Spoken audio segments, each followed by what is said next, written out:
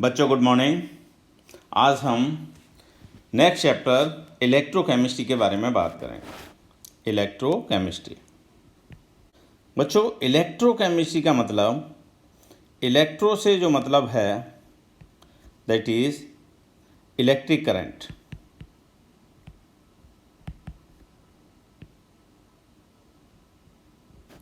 और केमिस्ट्री का मतलब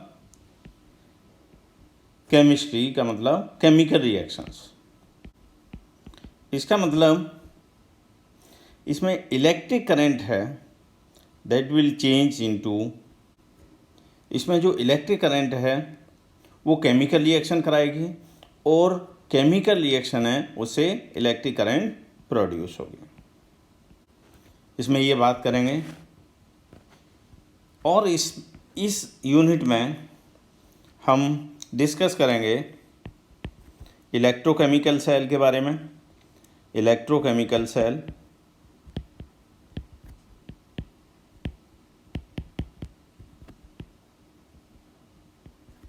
जिसमें केमिकल रिएक्शन से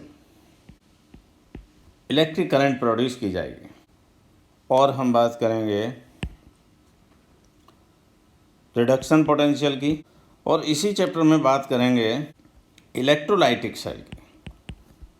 इलेक्ट्रोलाइटिक सेल में क्या होगा, इलेक्ट्रिक करंट से केमिकल रिएक्शन कराई जाएगी। इसके अलावा बच्चों नेक्स्ट इक्वेशन के बारे में बात करेंगे और फैराडेज लॉ के बारे में बात करेंगे, और बच्चों बात करेंगे कंडक्टेंस की। Conductance means flow of charge by electron और बाई आयन। इलेक्ट्रॉन के द्वारा मेटल्स में होता है फ्लो ऑफ चार्ज, और आयन्स के द्वारा इलेक्ट्रोलाइट्स में। तो बच्चों ये सब डिस्कस करने से पहले हम एक एक्सपेरिमेंट डिस्कस करते हैं जो हम सब पहले कर चुके होते हैं। इसके लिए एक बीकर लेते हैं और इस बीकर में हमने एक जिंक रॉड डाल दी, और इस बीकर में हमने ले लिया कॉपर सल्फेट का एक्वा सॉल्यूशन, और ये जिंक रॉड डाल दी। ये एक्सपेरिमेंट आप लोगों ने भी किया होगा। क्या होता है, कभी आपने ऑब्जर्व किया होगा, इसमें धीरे धीरे ये जो जिंक रॉड है वो कम होने लगती है। और क्या होता है, इसके अलावा कॉपर सल्फेट का जो कलर है वो पहले कैसा होता है, ब्लू कलर का होता है।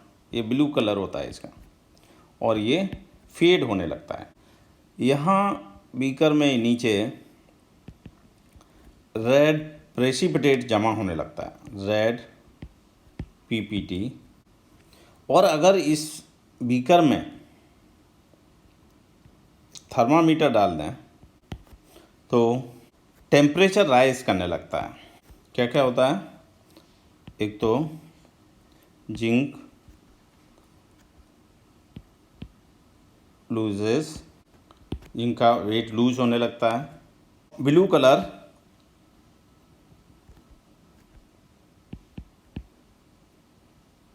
Of copper sulphate fades away. Red PPT deposit at bottom. इसके अलावा temperature rises in the thermometer. ऐसा क्यों होता है, अगर हम देखें, क्योंकि इसमें जिंक का वेट लूज हो रहा है, जिसका मतलब ऑक्सीडेशन हो रहा है, और जिंक यहाँ से बीकर में सॉल्यूशन में आने लगता है एज जिंक आयन। और कॉपर सल्फेट का जो कलर है वो फेड अप होता है because copper ions in the solution gains electrons and change into copper, that is red PPT. ये रेड पीपीटी डिपॉजिट होता है और कॉपर सल्फेट का ब्लू कलर फेड अप हो जाता है। Temperature rises because exothermic reaction, इसकी वजह से हीट प्रोड्यूस होती है, हीट प्रोड्यूसेस। लेकिन इस तरह के एक्सपेरिमेंट से जो हीट प्रोड्यूस हो रही है, इस तरह की जो रिएक्शन हो रही है, there is no use of this type of reaction. हम इस हीट को यूज नहीं कर सकते। तो बच्चों, इसी से इलेक्ट्रोकेमिकल सेल का आइडिया आया होगा। तो अब हम इलेक्ट्रोकेमिकल सेल के बारे में डिस्कस करते हैं। इलेक्ट्रोकेमिकल सेल, इसको हम गैल्वेनिक सेल भी बोलते हैं और वोल्टेइक सेल भी बोलते हैं। और इसका ही एक एग्जांपल है, दैट इज डैनियल सेल। तो आज हम डैनियल सेल के बारे में डिस्कस करते हैं। इसके लिए बच्चों हम दो व्हीकल लेते हैं, दो कंटेनर। या हमने दो कंटेनर ले लिए। लेफ्ट वाले बीकर में हमने जिंक रॉड, जिंक सल्फेट का एक्वस सॉल्यूशन है, उसमें डिप किए हैं। और राइट वाले बीकर में हमने कॉपर सल्फेट का सॉल्यूशन लिया है और इसमें कॉपर रॉड डिप किया। और इसको हम एक एक्सटर्नल वायर से इसको हम जोड़ देते हैं। ये करंट मेज़र करने के लिए है। तो बच्चों, जैसे ही हम ये सेटअप तैयार करेंगे, यहाँ पर जो जिंक रॉड है that will lose electron and A zinc ion की फॉर्म में ये सॉल्यूशन में आने लगेगी। और जो इलेक्ट्रॉन यहाँ, जैसे इस पर 2 पॉजिटिव है, यहाँ जो इलेक्ट्रॉन होंगे वो इस रॉड पर डिपॉजिट होने लगेंगे।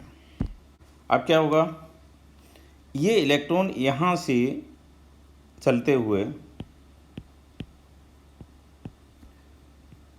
राइट साइड वाले कंपार्टमेंट की तरफ आने लगेंगे। यहाँ पर इस सॉल्यूशन में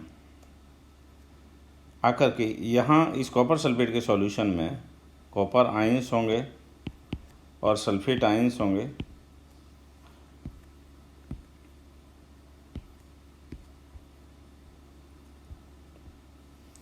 ये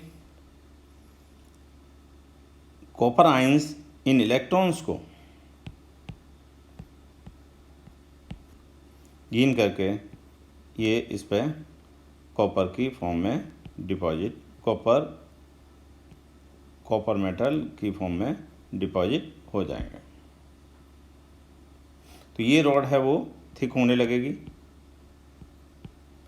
और ये रॉड है वो पतली होने लगेगी।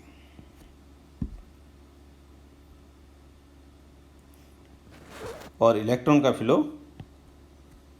लेफ्ट वाले कंपार्टमेंट से राइट वाले कंपार्टमेंट की तरफ होने लगेगा। तो बच्चों, लेफ्ट वाले कंपार्टमेंट में क्या होगा, ऑक्सीडेशन होगा। 2 इलेक्ट्रोड बनेंगे इसमें, यानी ये एक पूरा सेल बन गया और इसमें 2 हाफ सेल बनेंगे, यानी 2 इलेक्ट्रोड्स होंगे इसमें। ये होगा लेफ्ट हाफ सेल, इस पे जिंक आयन सॉल्यूशन में आ रहे हैं और इस पे इलेक्ट्रॉन इधर से राइट की तरफ जा रहे हैं और इस पे नेगेटिव चार्ज आ रहा है, इसलिए इसको नेगेटिव इलेक्ट्रोड भी बोलते हैं। और इसी डैनियल सेल में, इलेक्ट्रोकेमिकल सेल में, इसी नेगेटिव इलेक्ट्रोड को एनोड भी बोलते हैं। और यहाँ पर क्या होगा, यहाँ क्योंकि ये इलेक्ट्रॉन इस की तरफ आ रहे हैं, इस इलेक्ट्रोड की राइट इलेक्ट्रोड की तरफ आ रहे हैं, तो इसलिए इसका मतलब इसको हम पॉजिटिव इलेक्ट्रोड कहते हैं और इसको कैथोड भी बोलते हैं। तो ये दो इलेक्ट्रोड इस तरह से बन जाएंगे, यानी दो हाफ सेल होंगे। तो ये लेफ्ट हाफ सेल भी बोलते हैं इसको। और यहाँ पर जिंक आयन का, जिंक मेटल का ऑक्सीडेशन हो रहा है, zinc changes into zinc ion, तो यहाँ इसको ऑक्सीडेशन हाफ सेल भी कहेंगे। इसके अलावा इसको एनोड हाफ सेल भी बोलेंगे और नेगेटिव चार्ज है इसलिए इसको नेगेटिव हाफ सेल भी कहेंगे। राइट वाले इलेक्ट्रोड को राइट हाफ सेल, इस पर रिडक्शन हो रहा है कॉपर आयन का, इसलिए इसको रिडक्शन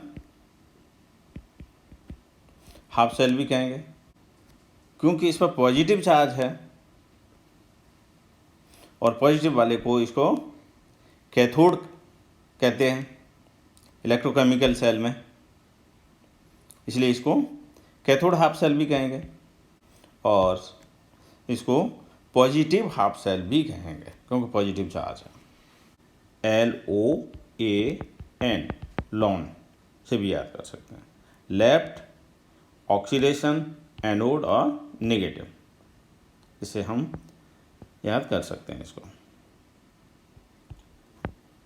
लेफ्ट हाफ सेल को।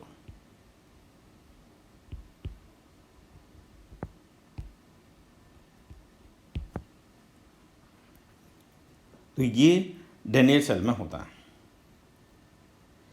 लेकिन बच्चों अगर हम देखें इसमें कि जैसे जैसे इसमें इलेक्ट्रॉन्स हैं लेफ्ट साइड से राइट इलेक्ट्रोड की तरफ जाएंगे, राइट हाफ सेल की तरफ जाएंगे और एनोड से जिंक आयंस यहाँ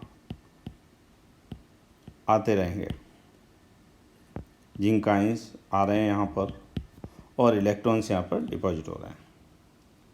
फिर एक कंडीशन ऐसी आएगी कि there will be excess of zinc ion, यहाँ पर excess of zinc ion excess हो जाएगी, यानी पॉजिटिव चार्ज की एक्सिस हो जाएगी। तो क्या होगा, ये जो पॉजिटिव आयन है और इलेक्ट्रॉन यहाँ रॉड पर एक्यूमुलेट होकर के फिर राइट की तरफ जा रहे हैं, ये इलेक्ट्रॉन्स को अपनी तरफ अट्रैक्ट करने लगेंगे। इसका मतलब है कि ये इलेक्ट्रॉन्स को जाने से रोकने लगेंगे, तो धीरे धीरे करंट है वो फ्लो कम हो जाएगा।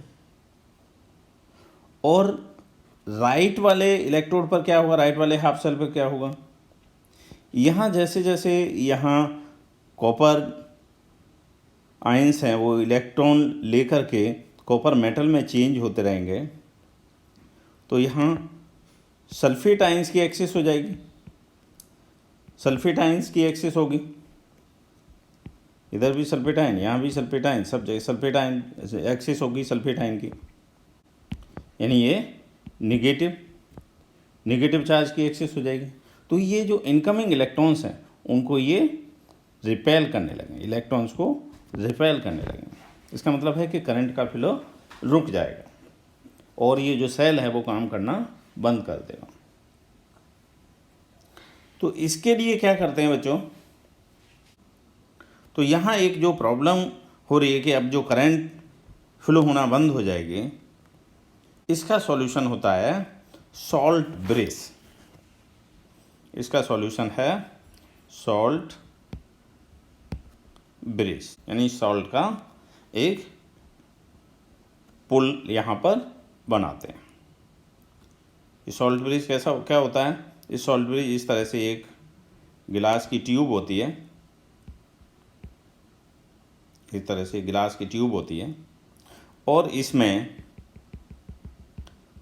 इलेक्ट्रोलाइट फिल्ड रहता है, इलेक्ट्रोलाइट होता है और इसमें अगर पाउडर या फिर जिलेटिन पाउडर ऐड कर देते हैं। और ये मिलकर के, दोनों मिलकर के सेमी सॉलिड इसको बना देते हैं, जेली टाइप में, सेमी सॉलिड टाइप का बना देते हैं, जेली फॉर्म बना देते हैं इसको, जेली फॉर्म में, सेमी सॉलिड फॉर्म में बना देते हैं। तो बच्चों ये जो सॉल्ट ब्रिज है वो यहाँ पर इस तरह से फिट कर देते हैं इस जगह।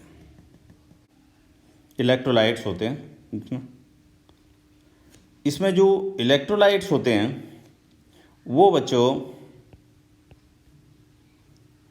जैसे इलेक्ट्रोलाइट्स में जैसे KCl है, KNO3 है और K2SO4 है और इसके अमोनियम क्लोराइड है। इस तरह के ये इलेक्ट्रोलाइट्स यूज़ करते हैं।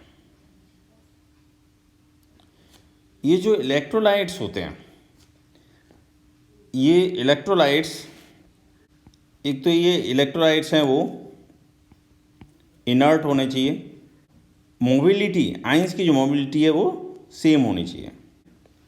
बच्चों इसमें जैसे हम KCl यूज़ कर रहे हैं तो जैसे मान लीजिए ये Cl आयन देगा और ये this will also give potassium ion.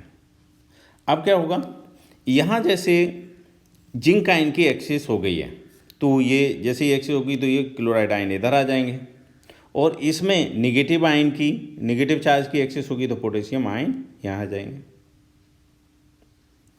तो सॉल्ट ब्रिज का जो फंक्शन है, maintain neutrality in both half cell, इससे सर्किट भी कंप्लीट, इनर सर्किट भी कंप्लीट हो जाएगा। कंप्लीट द इनर सर्किट, जिससे इनर सर्किट भी कंप्लीट हो जाएगा और इलेक्ट्रिकल न्यूट्रलिटी मेंटेन रहेगी, जिससे कि हमारी जो प्रॉब्लम थी कि जो करंट फ्लो नहीं हो रही थी वो करंट फ्लो होती रहेगी। अब cell representation and cell reaction वो कैसे लिखेंगे? Cell representation and cell reaction, इसके लिए जो लेफ्ट हाफ सेल है उसको पहले लिखते हैं। जैसे जनरल मेटल के लिए ले लें तो मेटल और slash metal ion, cell representation के लिए ये होगा सेल रिप्रेजेंटेशन, मेटल आयन, यहाँ N इलेक्ट्रॉन है सपोज, और यहाँ डबल स्लैश और metal ion at cathode and metal. जैसे हम डेनियल सेल के लिए लिखना चाहें, डेनियल सेल के लिए होगा जिंक स्लैश जिंक आयन, और सॉल्ट ब्रिज यहाँ पर कॉपर आयंस और कॉपर। ये सॉलिड होगा, सॉलिड रॉड होगी, ये एक्वस स्टेट में होंगे और ये एक्वस स्टेट में, और ये सॉलिड, और ये सॉल्ट ब्रिज। ये सॉल्ट ब्रिज का काम कर दें। ये लेफ्ट हाफ सेल और ये right half cell.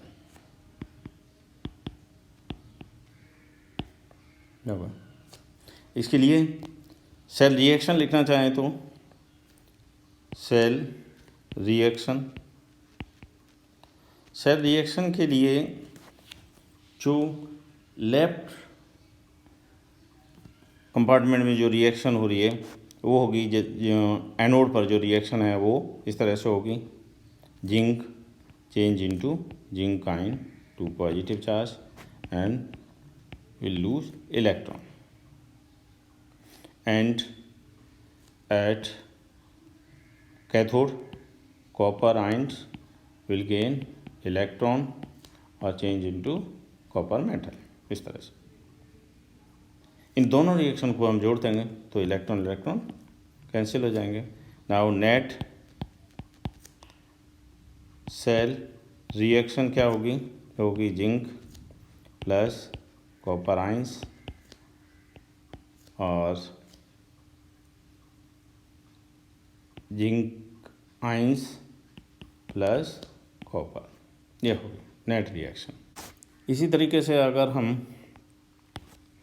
Chromium lead cell के लिए लिखना चाहें तो सेल रिप्रेजेंटेशन, ये क्रोमियम वो लेफ्ट हाफ सेल का काम करेगा और ये राइट हाफ सेल का काम करेगा। तो सेल रिप्रेजेंटेशन होगा वो chromium Cr3 positive, Pb2 positive slash Pb, इस तरह से ये सॉलिड हो जाएगा, ये एक्वस हो जाएगा, ये एक्वस और ये सॉलिड। सेल रिएक्शन किस तरह से होगी, लेफ्ट में जो रिएक्शन होगी वो इस तरह से होगी, chromium will lose electron, 3 electron lose करेगा और lead Pb2 positive plus gain 2 electron change into Pb।